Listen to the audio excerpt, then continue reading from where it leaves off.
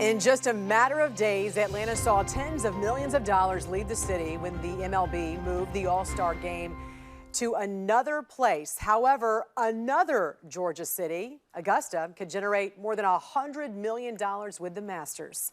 Politics and sports, fans can't stand it. And Doug Eldridge of DLE Agency and Achilles PR joins us this morning. Doug, good morning to you. Isn't sports supposed to bring us all together? Traditionally, yes. And when you look at the history of the United States, especially during periods of strain and strife, sports often served as the mortar that held the bricks of American culture together.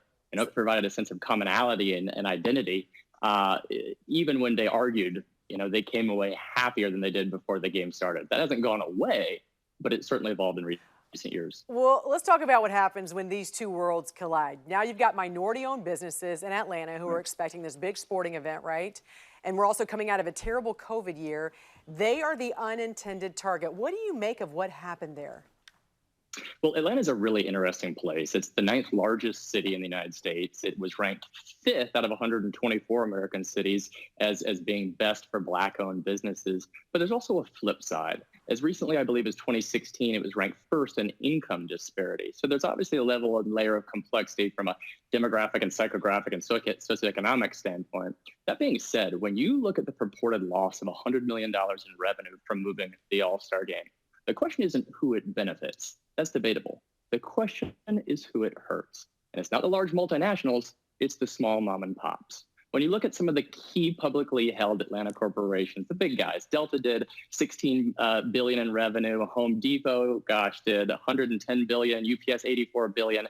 All of these are like the bear that's built to go into the cave and weather the winter, right, when they hibernate. Not the small mom and pops. Those are the ones, and especially Black-owned, minority-owned, and people of color, those that are traditionally disenfranchised and on the periphery, that were arguably and largely harmed the worst. And you said there was this inconsistent message coming from Washington because you said on one hand, you've got the president essentially championing the MLB to boycott Georgia because of their new voting laws, but then never mention the Masters and not taking a stand on the Beijing Olympics. And now you've got these companies that have come out against Georgia.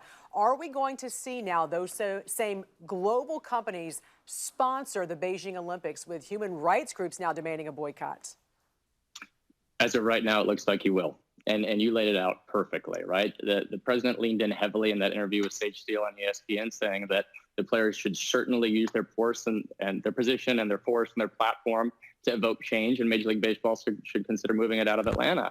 Then when it came to the Masters, he said, well, the organizers and the owners of the tournament should decide what's best. And then the White House, Jen Psaki, the press secretary, just earlier this week said that the administration and the country has no intention or desire to boycott the 2022 Beijing Olympics. So it's not so much, when we look at purpose, it's not so much the arc of the moral universe, so much as it is an inconsistent seismograph. It's erratic and hard to predict, and it creates a sense of inconsistency. And with that, confusion and resentment among a lot of voters and sports fans alike. Well, you got it on both sides too, right? Because you also have former President Trump saying, hey, boycott MLB, boycott Coca-Cola, boycott Delta.